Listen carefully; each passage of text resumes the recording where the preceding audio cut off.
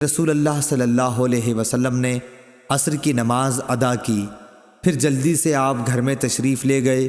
تھوڑی دیر بعد باہر تشریف لے آئے۔ اس پر میں نے پوچھا یا کسی اور نے پوچھا تو آپ نے فرمایا کہ میں گھر کے اندر صدقے کے سونے کا ایک ٹکڑا چھوڑ آیا تھا۔ مجھے یہ بات پسند نہیں آئی کہ اسے تقسیم کیے بغیر رات گزاروں، پس میں نے اس کو بانٹ دیا۔ صحیح بخاری حدیث نمبر 1430۔ نبی کریم صلی اللہ علیہ وسلم عید کے دن نکلے، پس آپ نے عیدگاہ میں 2 رکعت نماز پڑھائی۔ نہ آپ نے اس سے پہلے کوئی نماز پڑھی اور نہ اس کے بعد۔ پھر آپ عورتوں کی طرف آئے۔ بلال رضی اللہ عنہ آپ کے ساتھ تھے۔ انہیں آپ نے واعظ و نصیحت کی اور ان کو صدقہ کرنے کے لیے حکم فرمایا۔